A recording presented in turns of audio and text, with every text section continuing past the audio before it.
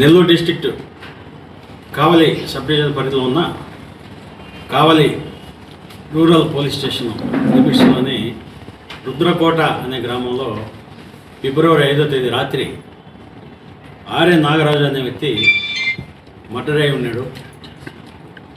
తనకి ఒంటి మీద తర్వాత టెస్టికల్స్ మీద గాయాలు వేసి చంపబడి ఉన్నాడు.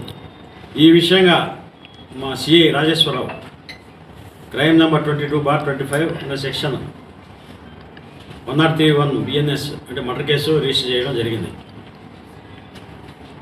దీనిలో ఇన్వెస్టిగేషన్ చేయగా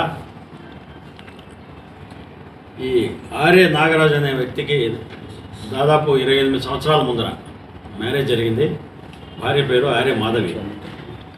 ఇతను మన పెంకుల్ ఫ్యాక్టరీ కావాలి పెంకుల్ ఫ్యాక్టరీ దగ్గర ఉండే రైల్వే గేట్ మ్యాన్గా పనిచేస్తున్నాడు.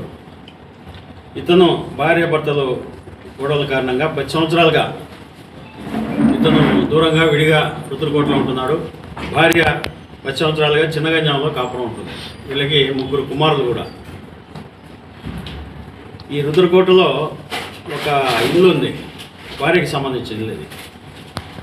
ఆమె ఈ మధ్య పిల్లల్ని చదివించుకొని అప్పులు అయిపోయి దాన్ని అమ్మాలని చెప్పేసి ట్రై చేస్తుంటే ఇతను అడ్డుపడి అమ్మేదానికి లేదు నాదే ఇల్లు అని చెప్పేసి అడ్డుపడి వీలైతే దాన్ని రిజిస్టర్ చేసుకోవాలని ట్రై చేస్తున్నారు.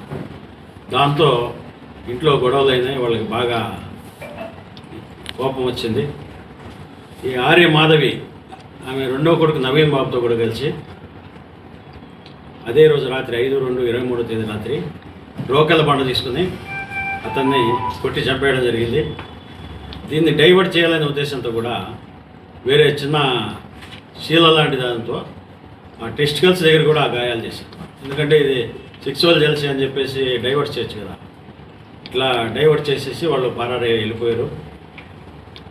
మన ఎస్పీ మేడం ఆదేశాల మేరకు ఇన్వెస్టిగేషన్ 2 టీములుగా ఏర్పాటు చేసి గట్టిగా పకడ్బందీగా ఇన్వెస్టిగేషన్ జరిగింది. ఇన్వెస్టిగేషన్లో ఆర్ఏ నాగరాజు, ఇతన్ని ఆమె వాళ్ళ రెండవ కొడుకు ఆర్ఏ నవీన్ బాబు, ఆర్ఏ మాధవి వీళ్ళిద్దరూ కలిసి చంపినట్టుగా తెలిసింది.